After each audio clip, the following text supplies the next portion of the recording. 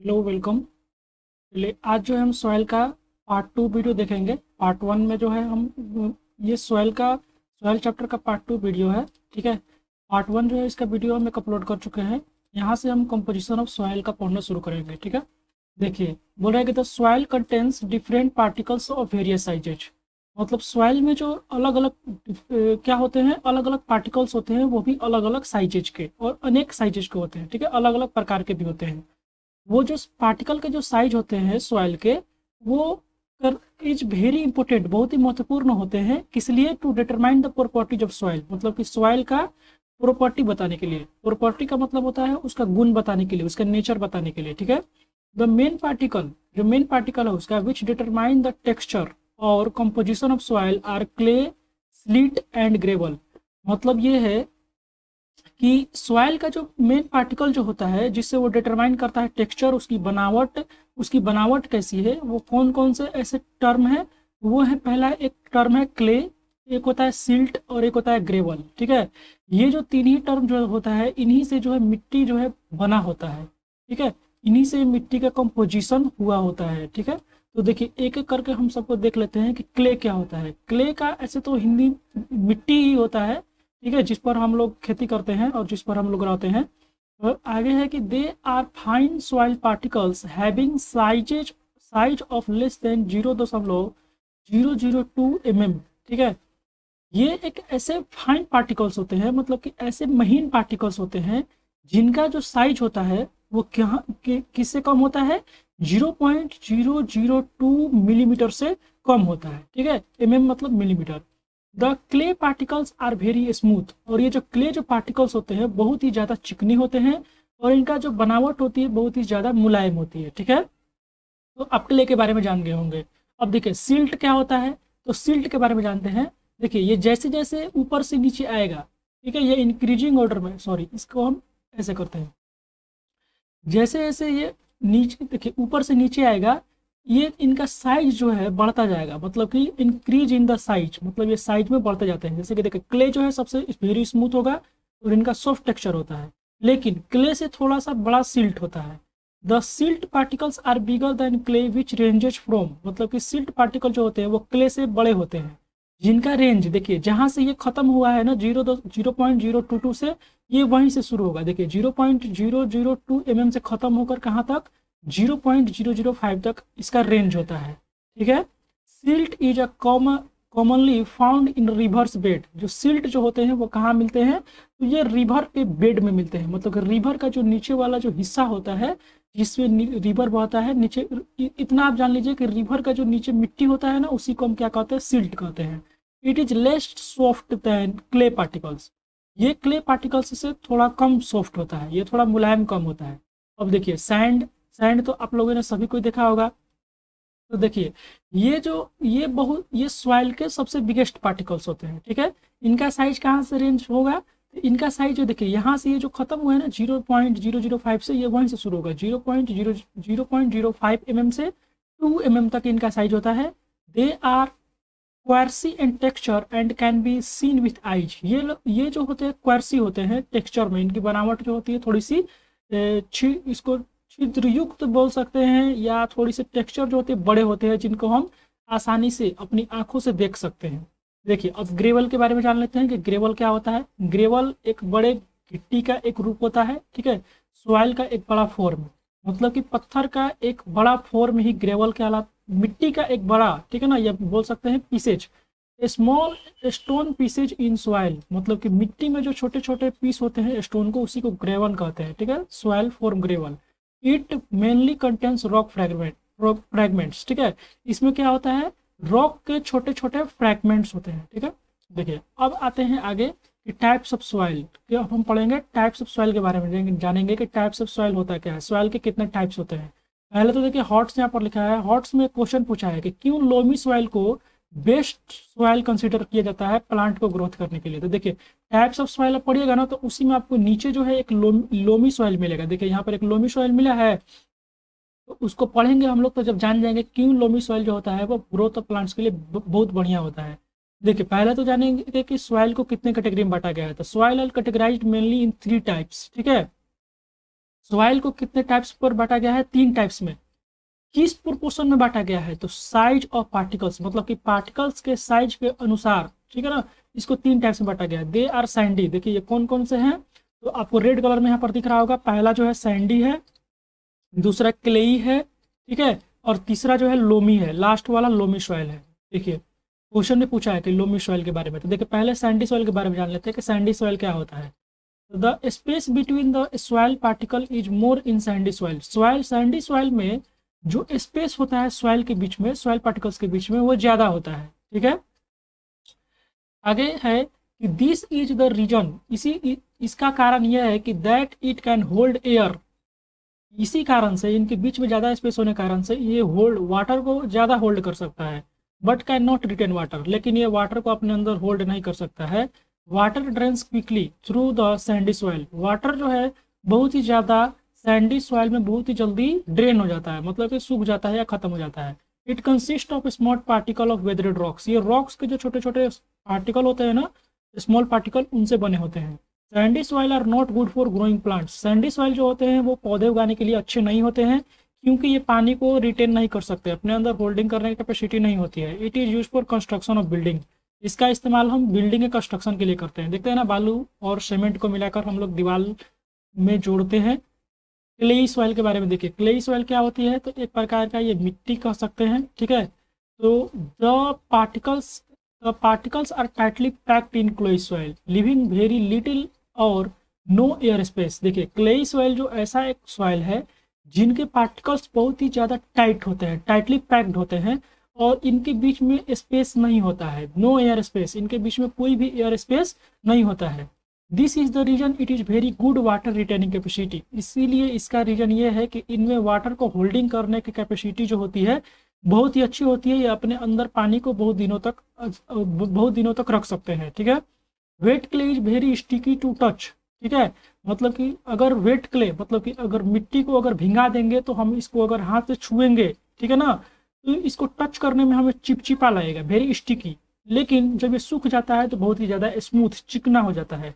It does not drain well और provide space for plant root to grow, ठीक है ना। However paddy and cotton plants grow well in this type of soil. कह रहा है कि इसका जो पानी है बहुत ही ज़्यादा जो है ड्रेन वेल नहीं हो पाता है, मतलब कि बाहर नहीं निकल पाता है, और ये पौधे को उतना स्पेस नहीं दे पाता है जिससे कि पौधे के जो रूट्स है यहाँ पर ग्रो हो सके, बढ़ सके। इसीलिए यहाँ पर कुछ उगने वाले पौधे ऐसे ही हैं जो इनमें सर्वाइव कर पाते हैं, वो है पैडी, ठीक है ना, और कॉटन। यही पौधे जो है कॉटन प्लांट्स, इन्हीं दो पौधे को हम क्लेई सॉइल में उगाते हैं। देखिए अगला एक लोमी सॉइल है, लोमी सॉइल के बारे में जान लीजिए। The particle of loamy soil are smaller than sand and larger than clay. देखिए लोमी सॉइल जो होता है ये दोनों सॉइल के बीच में होता है, इनका साइज क्लेई सॉइल से बड़ा होता है और सैंडी सॉइल से छोटा होता है, ठीक है। Loamy soil is the mixture of Sandy soil, clayey soil and silt. जो लोमी सॉइल जो होता है वो 3 चीज़ों का मिश्रण होता है, मिक्सचर होता है। पहला तो सैंडी सॉइल इसमें मिला रहेगा, दूसरा क्लेई सॉइल मिला रहेगा, और इसमें थोड़ा थोड़ा सिल्ट भी मिला रहता है। The loam soil has right water holding capacity. जो लोमी सॉइल जो होता है उसमें वाटर होल्डिंग कैपेसिटी जो है अच्छी मात्रा में, सही मात्रा में होती है, एंड इज वेल एरेटेड, और इसमें वायु जो एयर है उसकी भी मात्रा अच्छे होती है, ठीक है। This is considered as the best soil for growth of plant. इसीलिए इसको हम बेस्ट मानते हैं, किस लिए, इसीलिए इसको कंसीडर किया जाता है best soil for growth of plant, मतलब कि पौधे को उगाने के लिए बहुत ही अच्छा इसको मिट्टी माना जाता है। देखिए अगर क्वेश्चन ऊपर एक हॉट्स में दिया गया था उसका आपको आंसर मिल गया, यहाँ से आप पूरा अंडरलाइन करके बहुत अच्छे से आप लिख लीजिएगा, ठीक है। आप तो बहुत अच्छे से समझ गए, ठीक है। आप यहाँ से लिख लीजिएगा कि लोमी सॉइल इसमें उगाते हैं क्योंकि जो लोमी सॉइल है right water holding capacity and well aerated, this is considered at the best for the growth of plants, ठीक है। यहाँ से आप लिख सकते हैं। देखिए आगे थोड़ा सा यहाँ पर एक चित्र देख लीजिए, यहाँ पर एक चित्र है, देखिए ये लोमी सॉइल है, ये सैंडी सॉइल है और ये क्लेई सॉइल है, ठीक है।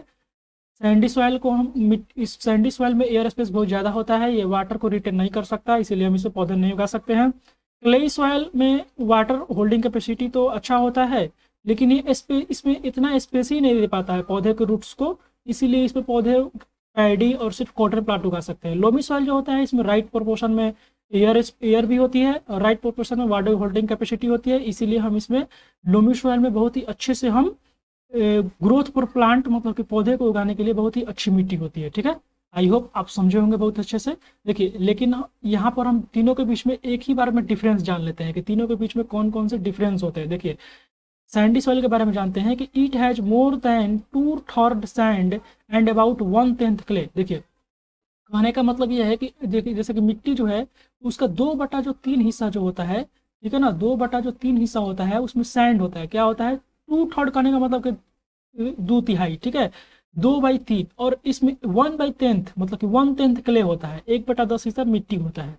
इसमें क्या होता है, इसमें जानिए, तो ये कह रहा है कि it has more than 2/3 clay, लेकिन इसमें जो क्ले सॉइल में जो होता है 2/3 हिस्सा जो है मिट्टी ही होता है। कहने का मतलब कि अगर 3 पार्ट में अगर पूरा सॉइल है तो उसमें 2 पार्ट में, ठीक है ना, 2 हिस्सा जो है वो मिट्टी ही होता है। ठीक है, अब लोमी सॉइल के बारे में देखिए कि it has sand and silt in equal amount, मतलब कि इसमें जो सैंड और जो सिल्ट होता है वो बराबर बराबर मात्रा में होते हैं। ठीक है, अबाउट 2/5 ईच, अबाउट कहने का मतलब है कि 2/5 हिस्सा जो होता है वो लोमी सॉइल में पूरी तरह से होता है। इसमें हमको लिखने नहीं आ रहा है, इसको हम लिख नहीं पा रहे हैं। ठीक है, लिख के कुछ बता दें, लेकिन इसमें लिख नहीं पा रहे हैं, राइटिंग अच्छा नहीं हो रहा है। ठीक है, लेकिन समझ लीजिए ऐसे ही। ठीक है, 1/5 of loamy soil in clay, और 1/5 जो हिस्सा जो होता है वो लोमी सॉइल में होता है। देखिए आगे, it is made up of large particles with large air space. देखिए जो सैंडी सॉइल जो होते हैं वो बड़े बड़े पार्टिकल से बने होते हैं, इसीलिए इनके बीच में एयर स्पेस बहुत ज़्यादा होता है। क्ले सॉइल के देखिए ये स्मॉल पार्टिकल से बने होते हैं, इसीलिए, और स्मॉल मतलब फाइन पार्टिकल से बने होते हैं, इसीलिए इसमें एयर स्पेस जो है बहुत ज़्यादा कम होता है।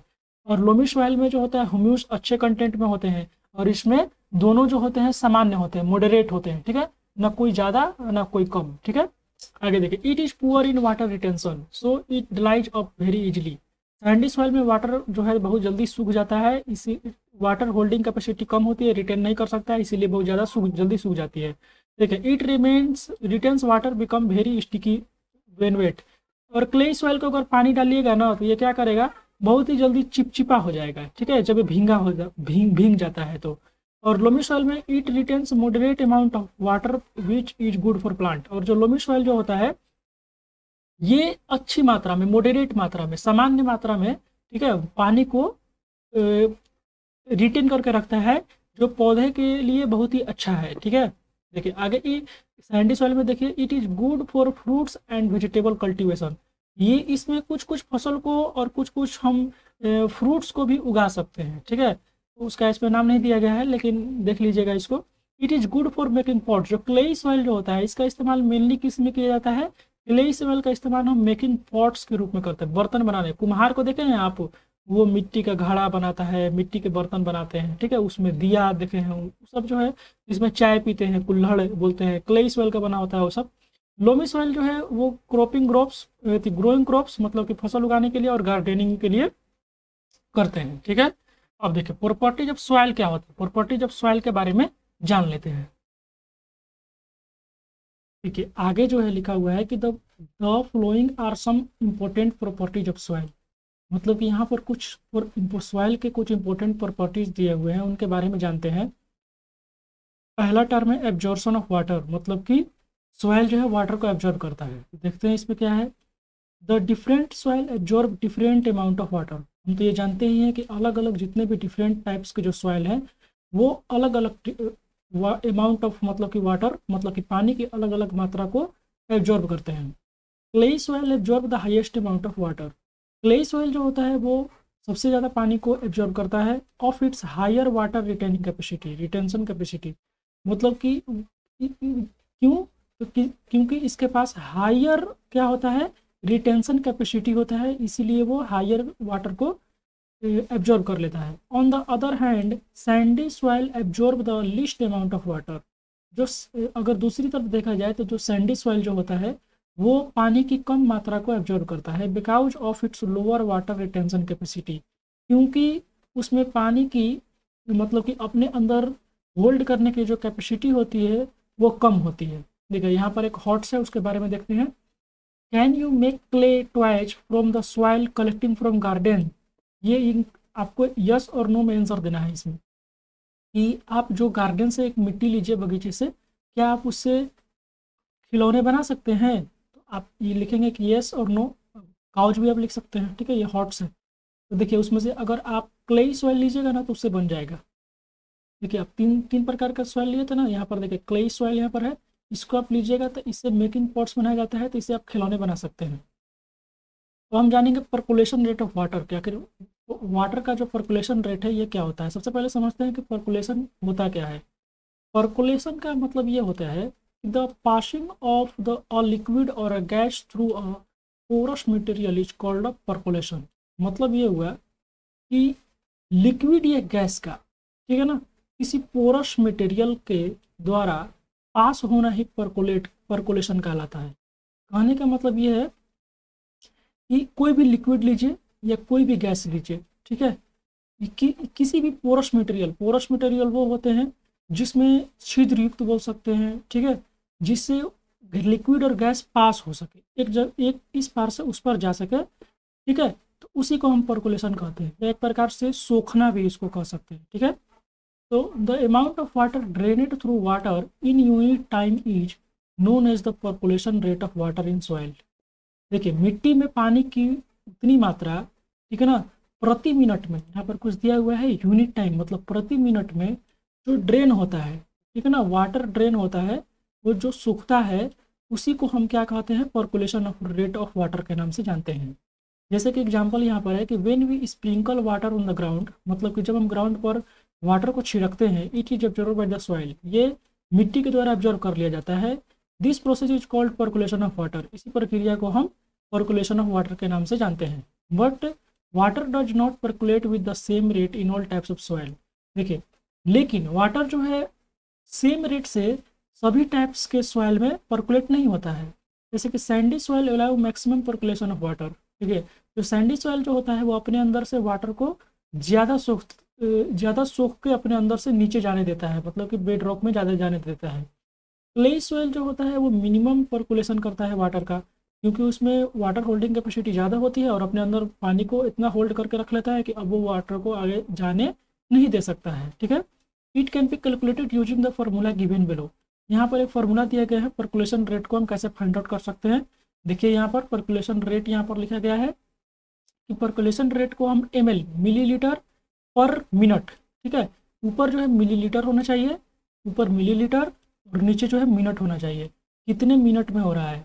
ऊपर लिखेंगे amount of water in ml। देखिए हम वाटर को तो ml में ही नापते हैं, 1 मिलीलीटर 2 मिलीलीटर जितना भी मिलीलीटर हो रहा है, और टाइम टेकन टू परकुलेट, और कितना टाइम लग रहा है उसके परकुलेट होने में, और मिनट में लिखेंगे, वाटर में, आवर में नहीं, ठीक है। देखिए क्वेश्चन के माध्यम से समझ लेते हैं। इफ 500 मिलीलीटर ऑफ वाटर, देखिए 500 मिलीलीटर वाटर दिया है ना यहाँ पर, 500 मिलीलीटर वाटर को हम ऊपर रखेंगे, जितना भी वाटर है अमाउंट जो भी वाटर का है उसको हम ऊपर रखेंगे, तो अमाउंट ऑफ वाटर ml जो है वो ऊपर रहेगा। देखिए आगे percolate through the soil in 30 minute, और टाइम टेकन टू परकुलेट, मतलब कितना टाइम लग रहा है उसको परकुलेट होने में, तो 30 मिनट लग रहा है। तो जो time taken to the percolate है, परकुलेट टाइम है, उसको हम नीचे रखेंगे, ठीक है। तो 500 मिलीलीटर वाटर है और उसको 30 मिनट में परकुलेट हो रहा है, तो कह रहा है कि calculate the rate of percolation.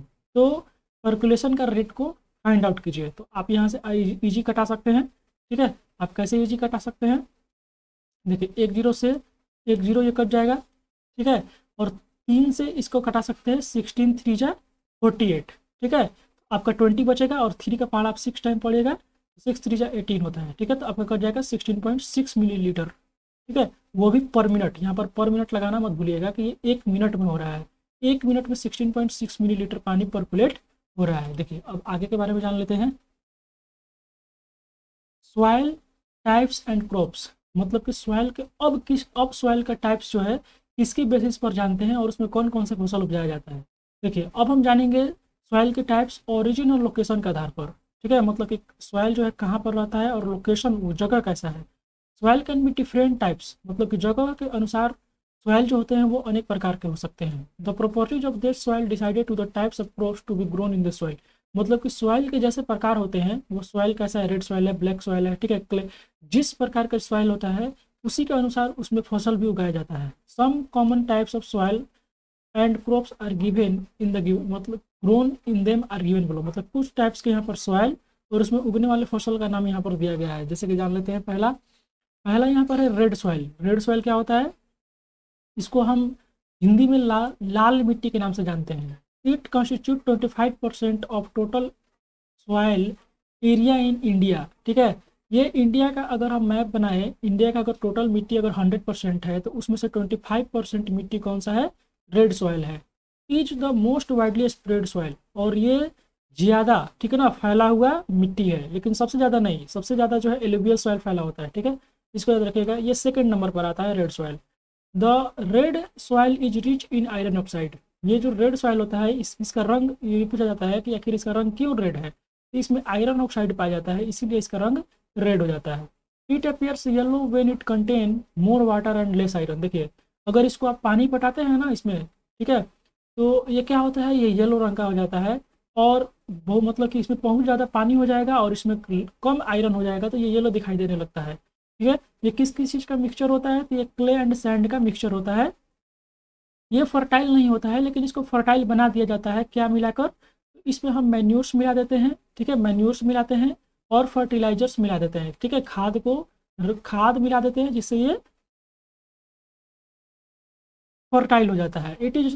It is suitable for growing crops, जैसे कि ये यहाँ पर कुछ क्रॉप्स का नाम दिए गए हैं जो रेड सॉइल में उगाए जाते हैं, जैसे ground nuts, cotton, pulses, millets and tobacco. ठीक है, समझ गए होंगे। देखिए, अब ब्लैक सॉइल के बारे में जानते हैं। ब्लैक सॉइल क्या होता है, तो ब्लैक सॉइल को हम काली मिट्टी के नाम से जानते हैं। ठीक है, ये कितना एरिया होता है काली मिट्टी का, ये भी जान लेते हैं। ये it constitutes of 15% of the total area in India. मतलब कि इंडिया में अगर 100% मिट्टी है तो 25% कौन है, 25% रेड सॉइल है और 15% जो है ब्लैक सॉइल है।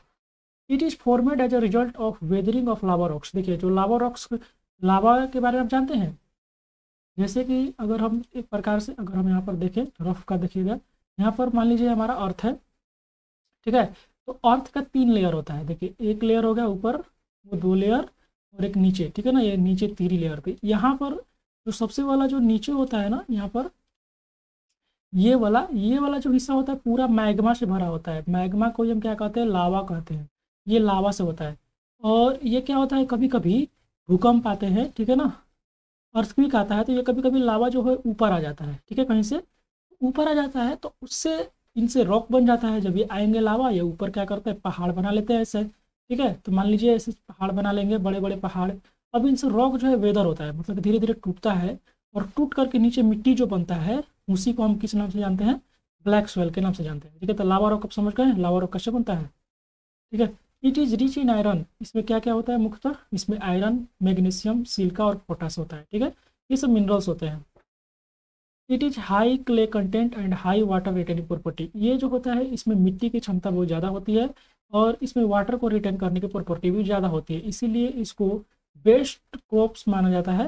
Best crops grow in this soil, मतलब कि इसीलिए इस मिट्टी में फसल को बहुत अच्छे से उपजाया जाता है। इसमें उगने वाले फसल कौन कौन से हैं देखते हैं। कॉटन है, टोबैको है, ज्वार है, रागी है, मैज है, शुगर केन है एंड सनफ्लावर है। ठीक है, देखिए अब एलिवियल सॉइल के बारे में जान लेते हैं। एलिवियल सॉइल जो है पूरे सॉइल का 42% है। हमारे पूरे इंडिया में टोटल एरिया का 42% होता है। ये किसके कारण बनता है, तो देखते हैं कभी कभी बाढ़ आता है, गंगा नदी में बाढ़ आता है, यमुना नदी में बाढ़ आता है। तो हमेशा हम लोग देखते हैं गंगा नदी में बाढ़ आता है तो जो उसके आसपास के एरिया होते हैं वो बाढ़ के से डूब जाते हैं। तो डूब जाते हैं तो वहाँ पर क्या करते हैं कि जो मिट्टी बहकर आता है, तो मिट्टी जो बहकर आता है वो क्या करता है, किनारे किनारे साइड वाले जो एरिया होती है वो पुराने मिट्टी को बदलकर नई मिट्टी में वो बदल जाता है, क्योंकि उस पर मिट्टी की एक लेयर बैठ जाती है और वो जो मिट्टी जो होती है बहुत ही ज़्यादा फर्टाइल होती है। देखिए, तो यहीं पर बोल रहा है कि it is formed as a result of deposition of rivers and thus it is more fertile and rich in organic materials. इसका निर्माण जो है रिवरों के डिपोजिशन से हुआ है, मतलब कि रिवरों के जो पानी जब बाढ़ में लाते हैं तो उनका जो मिट्टी जो ऊपर बच जाते हैं उनसे कारण हुआ है। इसीलिए जो मिट्टी जो होते हैं बहुत ही फर्टाइल होते हैं और उसमें ऑर्गेनिक मटेरियल बहुत ज़्यादा होता है। इसमें उगने वाले फसल कौन कौन से हैं, wheat, rice, cotton, jute, coffee, potato and cloves. ठीक है, क्लॉव्स लवंग होता है। ठीक है, बाकी सबका हिंदी तो आप जानते ही हैं। लेटराइट क्या होता है, लेटराइट को हिंदी में लेटराइट ही कहते हैं। ठीक है, एलुवियल को जलोढ़ मृदा कहते हैं। ठीक है, ये टोटल हमारे एरिया का, इंडिया के टोटल सॉइल का ये कितना परसेंट है, ये 4.5% है। ठीक है, total soil area in India, मतलब कि इंडिया के टोटल सॉइल एरिया का। ठीक है, and is the most acidic soil. ये बहुत ही ज़्यादा एसिडिक सॉइल होता है। It get quickly eroded on deforestation, mining and plantation. ठीक है, ये देखिए ये बोल रहा है कि वनों की कटाई, ठीक है ना, डिफोरेस्ट्रेशन होने से, माइनिंग होने से, माइनिंग मतलब होता है वो खनन खान बनाते हैं ना, वो प्लांटेशन करने से ये बहुत ही जल्दी क्या हो जाता है, ये जल्दी नष्ट हो जाता है। ठीक है, it is best for growing crops like T, coffee, coconut and jute. इसमें कौन कौन से हम फसल को उपजा सकते हैं, तो इसमें चाय, कॉफ़ी, कोकोनट और जूट को हम उपजा सकते हैं। एक लास्ट है डिजर्ट सॉइल। डिजर्ट सॉइल क्या होता है, तो it is sandy and loose soil. ये बालू को आप देखें, डिजर्ट में कौन सा सॉइल होता है, सैंडी होता है, बालू होता है, और लूज होता है, बहुत ही ज़्यादा मतलब लूज होता है, टाइट नहीं होता है दूसरे का। हमारे यहाँ मिट्टी लीजिएगा वो थोड़ा सा टाइट होता है, बालू जो है उसमें एयर स्पेस ज़्यादा होता है, इसीलिए वो लूज होता है। Due to its coarse structure, उसका जो ये क्वार्स स्ट्रक्चर होता है, ठीक है ना, बड़े बड़े स्ट्रक्चर थोड़े से, इस स्ट्रक्चर के कारण वाटर होल्डिंग जो कैपेसिटी होती है, और क्वार्स मतलब थोड़ा सा छिद्रयुक्त भी होता है शायद, ठीक है ना, स्ट्रक्चर वाटर होल्डिंग जो कैपेसिटी होती है वो बहुत ही ज़्यादा लेस होती है, एज इट्स लो न्यूट्रिएंट्स। ठीक है ना, मतलब कि इसीलिए इसके पास लो न्यूट्रिएंट होता है और ये एग्रीकल्चर के लिए सूटेबल नहीं होता है। इसमें हम माइलेट्स बेयरली उगाते हैं। ठीक है, आगे देखिए, अब हम जानते हैं सॉइल इरोजन क्या है। सॉइल इरोजन के बारे में देख लेते हैं कि सॉइल इरोजन क्या है।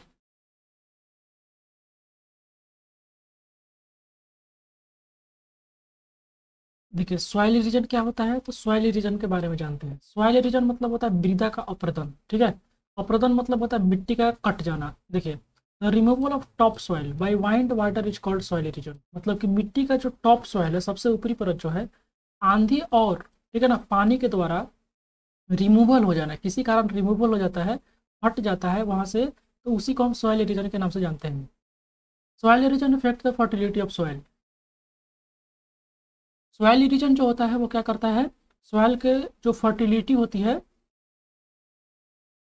उसको अफेक्ट करता है। As humus present in the soil is eroded along with the soil. जैसे कि जो सॉइल सॉइल में जो ह्यूमस प्रेजेंट होती है, मिट्टी में जो ह्यूमस प्रेजेंट होती है, वो क्या होता है कि इसके साथ बह कर चला जाता है। Soil erosion occurs in almost all types of land.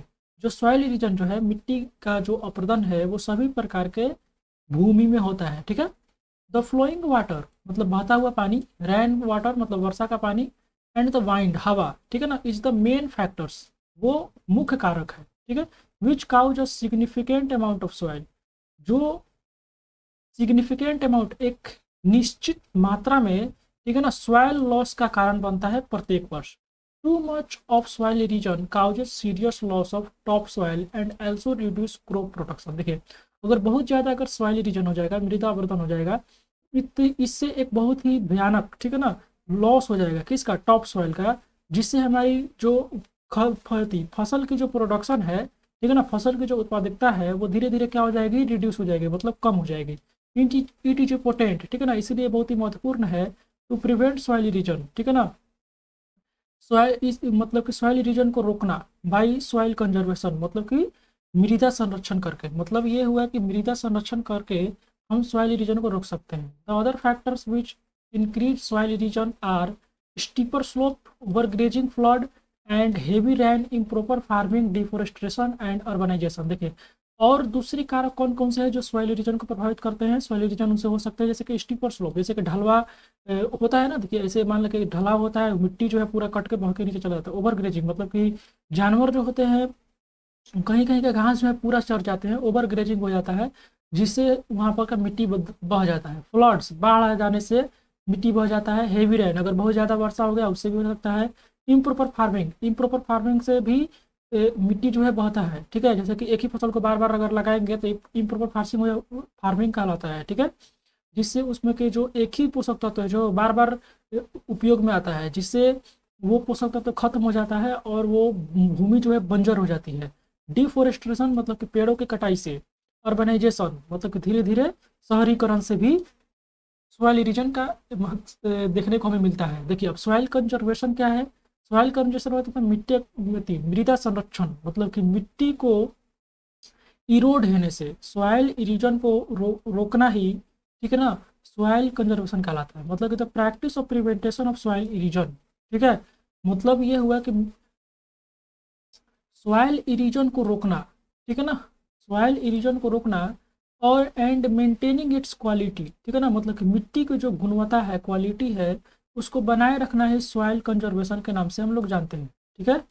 The soil can be conserved by the flowing ways, मतलब कि सॉइल को हम नीचे दिए गए कुछ रास्ते हैं उसके द्वारा हम रोक सकते हैं। जैसे कि पहला है एफोरेस्ट्रेशन। एफोरेस्ट्रेशन का मतलब ये है कि एक ऐसा एरिया, ठीक है ना, जहाँ पर पहले कोई फॉरेस्ट नहीं था, लेकिन वहाँ पर फॉरेस्ट को, पेड़ को लगाना, ठीक है ना, ट्री को लगाना, ट्री को प्लांट करना ही एफोरेस्ट्रेशन के नाम से जानते हैं। The Byron area should be planted with tree, मतलब कि जो बंजर जो भूमि है वहाँ पर भी पेड़ पौधे लगा देने चाहिए। डिफोरेस्टेशन शुड बी स्टॉपेड, पेड़ों की, वनों की कटाई जो है रोक देना चाहिए। If in case deforestation land should be planted in new tree, अगर किसी केस में वनों की कटाई हो भी रही है तो वहाँ पर हमें नए पौधे लगा देने चाहिए। This is called the reforestation.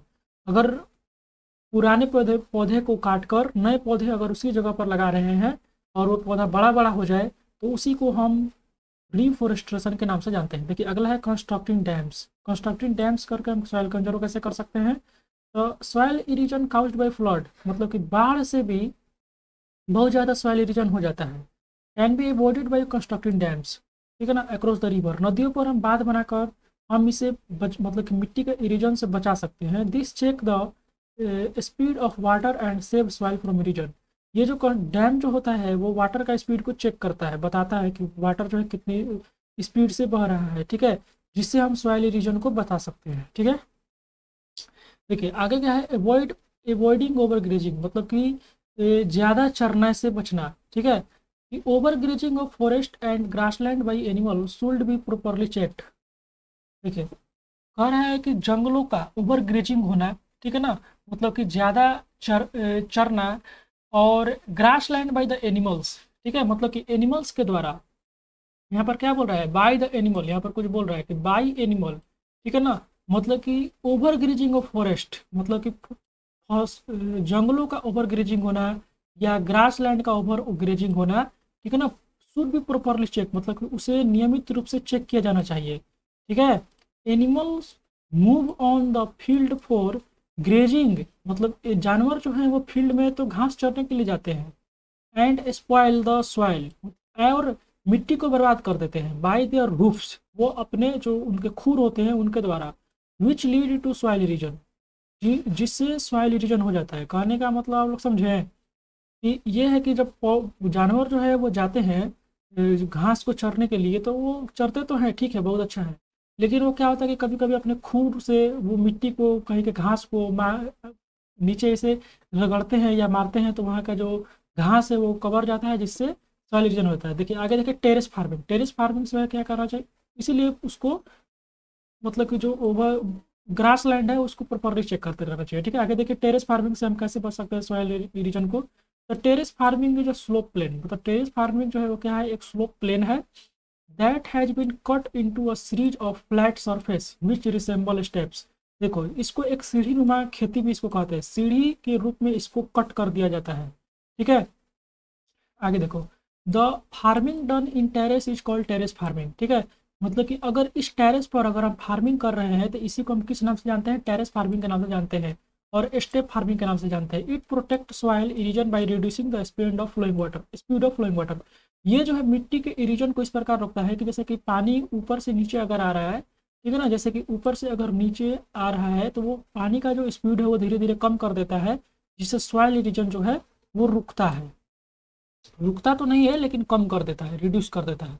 अब जानते हैं सॉइल पोल्यूशन कैसे होता है। सॉइल पोल्यूशन पहले जानते हैं, सॉइल पोल्यूशन कहते हैं किसको है। देखिए the soil is a precious nature resource. Soil जो है हमें प्रीशियस है, बहुत ही ज़्यादा कीमती एक प्राकृतिक स्रोत है, ठीक है।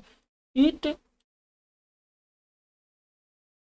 It pollution it's pollution spoils it's quality. अगर मतलब कि अगर पोल्यूशन हो रहा है तो इसका जो क्वालिटी है, इसकी जो गुणवत्ता है वो क्या हो जाता है, स्पॉइल हो जाता है, बर्बाद हो जाता है। The alteration in the natural quality of soil due to human activities is known as soil pollution और सॉइल कंटेमिनेशन। देखिए कह रहा है कि the alteration in the natural quality, मतलब कि नेचुरल क्वालिटी में अल्टरेशन होना, ठीक है ना। मतलब कि धीरे धीरे उनकी गुणवत्ता में कमी आना, ड्यू ऑफ सॉइल, किसका, मिट्टी का, due to the human activity, मतलब कि मानव क्रियाकलापों द्वारा, जैसे कि मानव कुछ कार्य करते हैं उनके द्वारा मिट्टी के जो गुणवत्ता है उसमें कमी आ जाती है, उसी को हम काची कहते हैं, सॉइल पॉल्यूशन या सॉइल कंटेमिनेशन के नाम से जानते हैं, मिट्टी प्रदूषण जिसको कहते हैं। The major causes of soil pollution are the following, मतलब कि और अब यहाँ पर कुछ मुख्य काउजेज, कारण दिया गया है सॉइल पोल्यूशन का, इसके बारे में जान लेते हैं। कह रहा है कि फार्मर्स यूज एक्सेस फर्टिलाइजर, ठीक है ना। तो कभी कभी किसान जो होते हैं वो बहुत ज़्यादा मात्रा में फर्टिलाइजर, पेस्टिसाइड्स या और इंसेक्टिवाइरस जो है यूज कर लेते हैं अपने फसल की, मतलब कि प्रोडक्शन को बढ़ाने के लिए। तो उससे भी जो होता है ज़मीन जो है धीरे धीरे बंजर हो जाती है। People dump plastic waste in soil, मतलब कि लोग जो होते हैं प्लास्टिक कचरे को मिट्टी में ही डाल देते हैं। हम तो जानते हैं कि प्लास्टिक जो होता है वो कभी भी उसका निम्नीकरण इंटीग्रेशन नहीं हो पाता है, जिससे वो कभी भी वो मिट्टी के रूप में बदल ही नहीं पाते हैं, जिससे वो हमेशा उसी रूप में रहेंगे, जिससे मिट्टी जो है, मिट्टी की गुणवत्ता जो है वो बर्बाद हो जाएगी, खराब हो जाएगी। इट पोल्यूट सॉइल, मतलब कि मिट्टी को पोल्यूट करता है और डिग्रेड इट्स क्वालिटी, और इसको क्वालिटी मतलब गुणवत्ता को नीचे लेके चला जाता है। Industries release their chemical waste in open area, मतलब कि जो इंडस्ट्रीज जो होते हैं वो क्या करते हैं कि ओपन एरिया में ही केमिकल वेस्ट को बहा देते हैं। These chemicals change the natural composition of soil, और जो केमिकल जो बहाया गया है फैक्ट्री से वो क्या करते हैं, वो मिट्टी के साथ रिएक्शन कर लेते हैं, जिससे मिट्टी का जो नेचुरल कंपोजिशन जो है वो क्या हो जाता है, बिगड़ जाता है, जिससे मिट्टी जो है एसिडिक हो जाता है। मिट्टी जब एसिडिक हो जाएगा तो वो वहाँ पर खेती नहीं किया जा सकता है, ठीक है। ड्यू टू दिस, इससे के कारण soil lose its ability of growing plants, जिससे मिट्टी जो है अपनी ग्रोइंग करने की जो क्षमता होती है वो खो देता है। आगे देखिए, प्रिवेंटेशन ऑफ सॉइल पोल्यूशन, मतलब कि हम सॉइल पोल्यूशन से कैसे बचा जा सकता है, या सॉइल पोल्यूशन को हम कैसे रोक सकते हैं। देखिए कह रहा है कि soil pollution can be prevented by adopting the flowing methods, मतलब कि यहाँ पर कुछ मेथड्स दिए गए हैं जिससे सॉइल पोल्यूशन को हम रोक सकते हैं। Avoid excess use of fertilizers in agriculture field, मतलब कि एग्रीकल्चर फील्ड में जो है हम मतलब कि ज़्यादा फर्टिलाइजर का इस्तेमाल नहीं करेंगे। डू नॉट यूज प्लास्टिक, हम प्लास्टिक का ज़्यादा इस्तेमाल नहीं करेंगे। Avoid throwing them in the soil, मतलब कि अगर हम इसका यूज भी कर रहे हैं तो इसको हम मिट्टी में नहीं फेंकेंगे। प्लास्टिक से जो नॉन बायोडिग्रेडेबल प्रोडक्ट, प्लास्टिक जो है वो उसका डिग्रेडेबल होता ही नहीं है, मतलब कि बायोडिग्रेडेबल होता ही नहीं है, जिससे निम्नीकरण नहीं होता है, ठीक है। और उसके बारे में तो बताया ही है, निम्नीकरण होता ही नहीं है, ठीक है। आगे बोल रहा है कि यूज कॉटन और जूट बैग्स फॉर शॉपिंग, और मतलब ये है कि मतलब अगर शॉपिंग करने जा रहे हैं तो कॉटन या जूट का बैग इस्तेमाल करेंगे। Keep the garbage in dustbin, और कचड़े को हम डस्टबिन में फेंकेंगे, ओपन एरिया में हम नहीं फेंकेंगे, ठीक है। Biodegradable waste can be use to make compost, जितने भी बायोडिग्रेडेबल वेस्ट है उसको हम उससे हम कंपोस्ट बना सकते हैं, खाद बना सकते हैं। The compost is a natural manure, जो कंपोस्ट होता है वो प्राकृतिक रूप से खाद होती है, ठीक है, जैविक खाद जिसको बोल सकते हैं। And can be use for manuring, और इसका इस्तेमाल हम जैविक खाद के रूप में कर सकते हैं, खेत पे डाल सकते हैं। लर्न अबाउट 3R मेथड, मतलब हमें 3R मेथड का इस्तेमाल करना चाहिए वेस्ट मैनेजमेंट के लिए। 3R जो मेथड जो है वो एक्चुअली वेस्ट मैनेजमेंट के लिए है।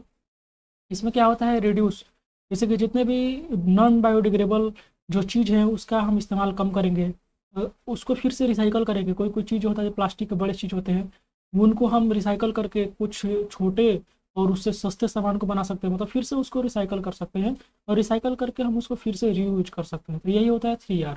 वेस्ट प्रोडक्ट एंड केमिकल से should be treated before they are release in soil, मतलब कि जितने भी वेस्ट प्रोडक्ट हैं और जितने भी केमिकल्स हैं उसको कहीं पर रिलीज करने से पहले, मिट्टी में डालने से पहले उसको सबसे पहले ट्रीट कर देंगे।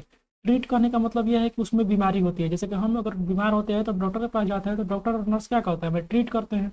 आने का मतलब कि बीमार है तभी ना ट्रीट करते हैं। तो वैसे ही वेस्ट प्रोडक्ट जो होता है और जो केमिकल होते हैं वो ट्रीट उनको करना पड़ता है। वो लोग एसिडिक होते हैं, उनको सबसे पहले बेसिक से रिएक्शन कराओ, तब साल्ट एंड वाटर बनेगा, तब न्यूट्रल हो जाएगा, जिससे वो क्या करेगा, मिट्टी को कोई भी नुकसान नहीं पहुंचाएगा। तो वही बोल रहा है कि सबसे पहले उसको ट्रीट कर दो, ठीक है। चलिए, तो आई होप आप समझ गए होंगे। तो देखिए इसका अब नीचे जो है अब इसका क्वेश्चन आंसर है, यहाँ पर तो आगे नहीं है, नीचे जो है क्वेश्चन आंसर है। अगर इसमें से कोई टर्म अगर नहीं समझ में आया होगा, ठीक है, तो उसको कमेंट बॉक्स में लिखिएगा, अगर उसका हम आंसर देने का कोशिश करेंगे, ठीक ठीक है। और यहाँ पर आपका चैप्टर जो है ये खत्म होता है। अब इसका क्वेश्चन आंसर जो है कर लीजिएगा। चलिए, थैंक यू।